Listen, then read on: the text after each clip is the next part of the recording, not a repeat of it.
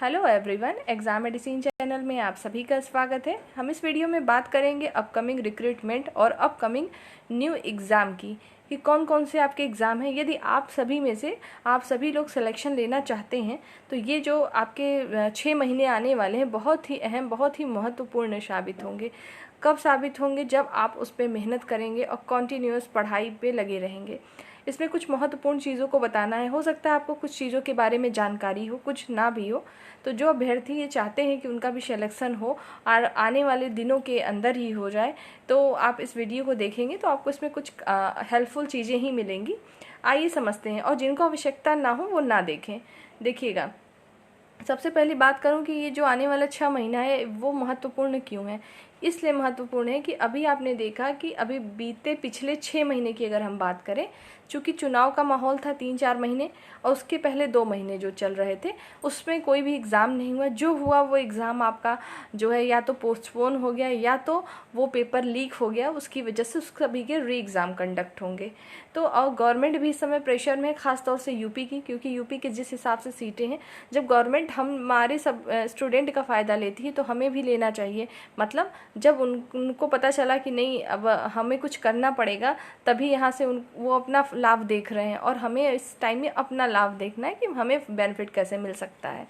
तो इसी के प्रेशर में आप देखेंगे आने वाला जो टाइम है आपका 6 महीने, उसमें अगर आपने अच्छे से पढ़ाई करी तो आपका सिलेक्शन तय है। क्योंकि जिस तरीके से पेपर लीक के मामले चल रहे हैं, जांचें हो रही हैं, बड़े बड़े जो एग्ज़ाम होते हैं, यहाँ तक कि एंट्रेंस एग्ज़ाम जैसे आप देख ही रहे हैं, जैसे ही नेट परीक्षा हुई, ठीक है, नेट परीक्षा हुआ और तुरंत ही वो कैंसिल करके पोस्टपोन हो गया, मतलब कैंसिल हुआ, फिर से उसके एग्ज़ाम है अभी अगस्त में, डेट भी उसकी लगभग आ गई है। नीट एग्ज़ाम का चल ही रहा है, आप देख ही रहे हैं। यहाँ तक कि सीटेट एग्ज़ाम जो हुआ था पिछली बार उसमें भी हुआ था चीज़ें, मतलब बड़े पैमाने पर ये चीज़ें हो रही हैं। छोटे एग्ज़ाम में भी हो रही हैं, बड़े एग्ज़ाम में भी हो रही हैं। उत्तर प्रदेश पुलिस का जो हुआ था कांस्टेबल, उसमें हुआ ही, और जो है RO ARO UPPSC RO ARO उसमें भी हुआ।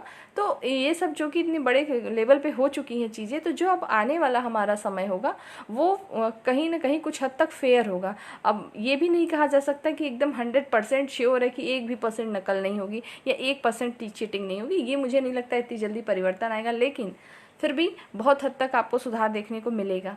ठीक है, तो आप लोगों को कंटिन्यूअस लगे रहना है अपने एग्ज़ाम में। जो आपका अपना एग्ज़ाम है वो तो आपको पता होगा, हो सकता है जो चीज़ ना पता हो, मैं अब बता रही हूँ उसको ध्यान से सुनिएगा। लेकिन एक बात ध्यान रखिए कि जो इन चक्करों में रहता है कि नहीं पेपर तो लीक हो जाता है, केवल पैसे वालों का होता है, मेरा तो कोई सोर्स नहीं, मेरा कभी नहीं होगा, ये सब मन से निकाल दीजिए। ऐसा नहीं होता है। बहुत सारे एग्जाम्पल हम लोग के सामने होते हैं कि जो वाकई उनके पास तो ऐसी कंडीशन ही नहीं होती कि वो किसी को पैसा दे पाए, फिर भी उनका सिलेक्शन कैसे हो जाता है।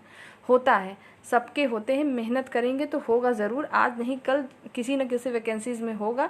लेकिन अगर आप ये सोच के बैठ लिए हैं पहले ही कि नहीं जाने दो, वहाँ तो ऐसा ही होता है। या तो परीक्षा जब दे के आते हैं खुद की तैयारी नहीं होती, वो ब्लेम कर देते हैं कि अरे सिस्टम ख़राब था, नकल हो गया, नहीं तो मेरा तो हो ही जाता। ये सब ब्लेम करना किसी को करना कि इस कोचिंग वाले ने पढ़ाया, वैसा नहीं हुआ। अपने ऊपर ब्लेम लेना शुरू करिए, गलतियों को सुधारिए, देखिए आपका सिलेक्शन होता कैसे नहीं है। ठीक है, तो काफ़ी चीज़ें हैं इसमें बताना, तो ये सब पॉइंट पर ध्यान रखेंगे। हो सकता है ये सब बातें किसी को अच्छी भी न लगे, लेकिन जो फैक्ट है वही बता रही हूँ। देखिए, यूपी की बात करें, अब यूपी का आप देख ही रहे हैं कि क्या फंडा चलता है। इसमें ऐसा है कि आप बहुत ब्रिलियंट होंगे तभी सबको मौका मिलता है। जब से पेट परीक्षा आ गई है, पेट परीक्षा के बाद से, तो यूपी से बहुत रेयर में है कि सभी अभ्यर्थियों को मौका मिलता है। लेकिन फिर भी अभी जो आने वाला टाइम है, यहाँ से आपकी वैकेंसी आई थी जूनियर असिस्टेंट की। इसमें कट ऑफ बहुत कम जाने की वजह से 15.22 गई थी। जनरल की, ओबीसी की भी, मतलब लगभग लोगों की यही कट ऑफ थी। एससी एसटी की और कम थी। ठीक है, शायद एससी की भी सेम ही, एसटी की कम थी। तो इतना कम कट ऑफ होने की वजह से जूनियर असिस्टेंट में भी अभ्यर्थी हैं। उसमें जो सीटें हैं कुल कितनी है, लगभग 5000 के अराउंड हैं। ठीक है, तो इसमें भी अभ्यर्थी होंगे ज़्यादा। हो सकता है आप लोग जो सुन रहे हो शायद इस वक्त वीडियो, उनके भी हों। आप लोग इसमें अच्छे से तैयारी करिएगा। इसमें आपका सिलेबस भी पता है, जो प्रीवियस ईयर वाला सिलेबस था उसी के अकॉर्डिंग पढ़ना है आपको। जीके जीएस पढ़ना है, यूपी का अलग से जीके पढ़ना है आपको, रीजनिंग इसमें आएगी, हिंदी आएगी, यही इतना आएगा, कंप्यूटर आएगा। ठीक ठीक है, आपको मैथ वैथ नहीं आने वाली है तो आप अपने अकॉर्डिंग इसको अच्छे से तैयार करिए, क्योंकि इसमें टाइपिंग टेस्ट है तो मेरिट बहुत ज़्यादा हाई नहीं जाएगी इसकी पहली कट ऑफ। ठीक है, तो उस पर ये पहला एग्ज़ाम रहा आपका कि जो आपको देखने को मिलेगा कब। अब देखिए 6 महीने का मतलब है कि 6 महीने के अंदर कभी भी आपको मिल सकता है। ठीक, क्योंकि इसका बस अब मेंस का फॉर्म भरा जाएगा, उसी के बाद आपके जो है एडमिट कार्ड आने लगते हैं और एग्ज़ाम डेट भी आएगी। और अधीनस्थ सेवा चयन आयोग में अगर आप सोचेंगे कि अलग से हमको मिल जाए मौका पेपर देने का, तो नहीं मिलेगा। इनका ऐसा रूल ही है। मैंने अभी जितनी भी अभी एक BCG करके आया हुआ है कोई वैकेंसी, आप देखेंगे 250 पद है। इनका क्राइटेरिया क्या है, हमको ऐसे पद निकालने हैं जिसके योग्यता वाले लोग ही ना हो और जिनके पास पेट परीक्षा ना हो। मतलब जो कंपटीशन में होते हैं अभ्यर्थी, वो पेट परीक्षा मान लो दे दिए हैं, लेकिन जो इस फील्ड से रिलेट नहीं करते उन्होंने नहीं दिया। और ये मेडिकल या इधर उधर की जितनी वैकेंसीज निकालते हैं सब में ऐसी योग्यता रखते हैं जिसके पास वो हो ही ना। ठीक है, तो अगर किसी के पास पेट है तो उसके पास वो एलिजिबिलिटी ही नहीं होगी। अगर एलिजिबिलिटी उसके पास है तो उसके पास जो है उसने पेट एग्ज़ाम ही नहीं दिया है। तो इसमें यही है। लेकिन अभी जो एक वैकेंसी है इसमें काफ़ी अभ्यर्थी देखने को मिलेंगे। और अभी जो आपके जो है सिविल से जो फॉर्म भरे जा रहे हैं JEE की, इससे अभ्यर्थी आपको मिलेंगे एग्ज़ाम देने के लिए। अब बात कर लेते हैं UPPSC की। यहाँ से आपको पता है कि आपकी जो है PCS परीक्षा है 27 अक्टूबर को और 12 दिसंबर को है RO और ARO की परीक्षा। ठीक है, इसके अभ्यर्थी होंगे, ये आपको ये पेपर देना होगा। बात कर लेते हैं आपके उत्तर प्रदेश पुलिस की।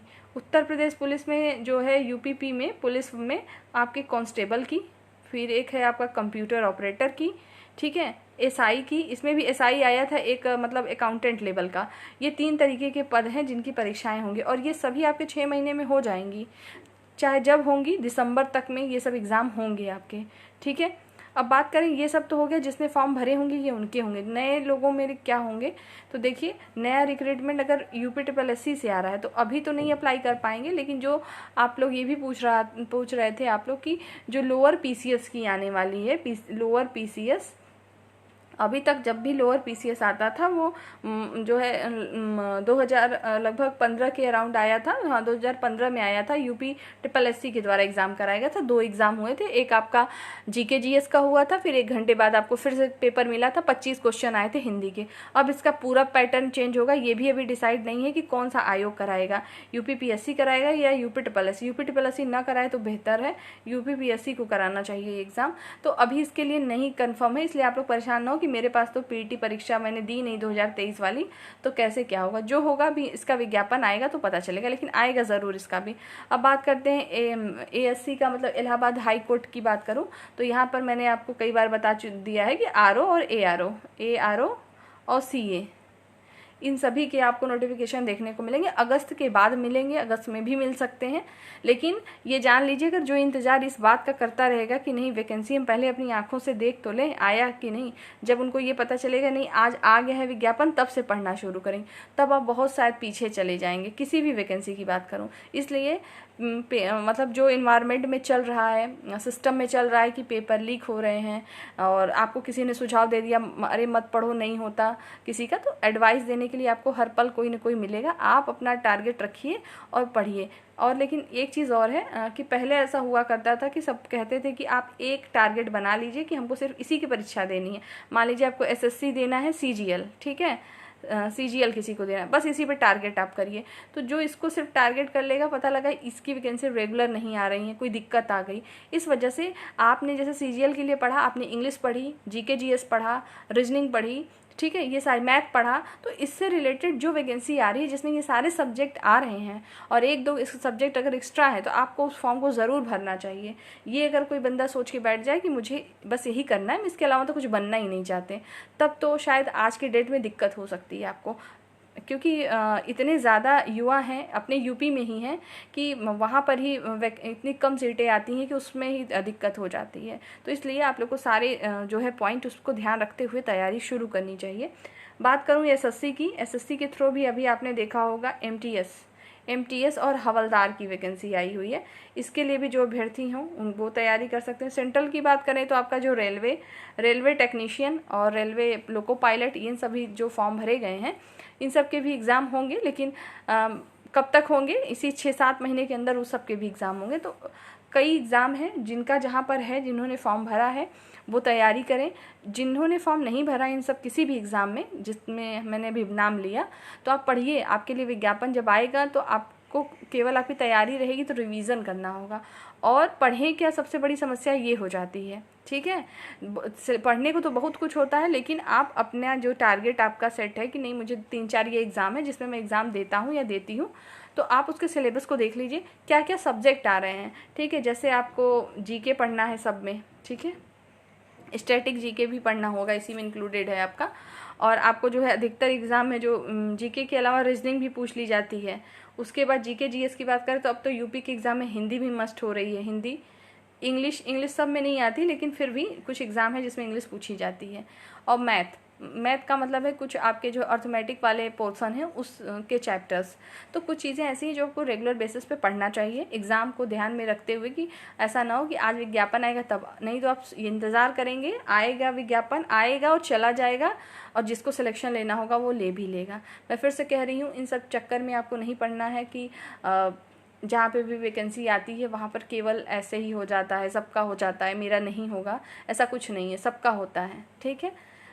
माना कि 1000 अगर वैकेंसी आती है तो उसमें से 100 वैकेंसी इसमें फेयर नहीं होगा, लेकिन बाकी 900 तो है, आप 900 के काबिल बना लीजिए तो हो जाएगा सिलेक्शन, ठीक है।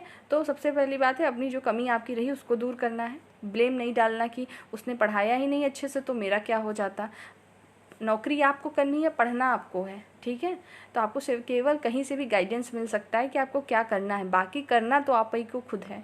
तो ये सारी चीज़ें थी, मेरी तरफ से सुझाव था एक तरीके से। तो आप लोग तरह तरह की चीज़ें चूँकि पूछ रहे थे कि ये वाले कब हो जाएगा एग्ज़ाम या कुछ भी। और इलाहाबाद यूनिवर्सिटी अभी नॉन टीचिंग स्टाफ में जो भर्तियां अभी पेपर हुए हैं, कुछ नहीं भी हुए हैं, उनके अभ्यर्थी भी अगर इसको देख रहे हो तो आप जान लीजिए कि आपके जो अभी हुए हैं उसके रिज़ल्ट आएंगे। अगर जितनी सीट है उतने ही लोग का ही तो होगा। मान लो एक में 3000 लोग अपेयर हैं, तो क्या 3000 का तो होना नहीं है, बाकी लोगों को तो बाहर करना ही होगा। तो जो भी होगा आप अपने लिए नया रास्ता चुनिए, मतलब उसको तो करते रहिए, साथ साथ उसके लिए आगे भी बढ़िए, केवल एक जगह के लिए नहीं सोचना है। और जिनकी परीक्षाएं नहीं हुई हैं, जैसे ही होंगी जो भी होगा आपको चैनल के माध्यम से ज़रूर बता दिया जाएगा, या तो टेलीग्राम पे सूचित कर दिया जाएगा। आपको विभिन्न परीक्षाओं से जुड़ी हुई जो भी जानकारी होगी, इस तरीके की चीज़ें आपको मिलती रहेंगी। और जीके जीएस और बाकी चीज़ें मैं देती रहूँगी समय समय पर। और आप लोग की कोई क्वेरी हो तो पूछ सकते हैं। ख़ास तौर से बता दिया है कि इलाहाबाद यूनिवर्सिटी के जो एग्ज़ाम है अभी डेट नहीं है। आप लोग इसी चीज़ के लिए रोज़ पूछ रहे हैं, तो जब डेट नहीं है तो आपके लिए क्या वीडियो ला के बताना कि इस दिन डेट आ गई है, ठीक है।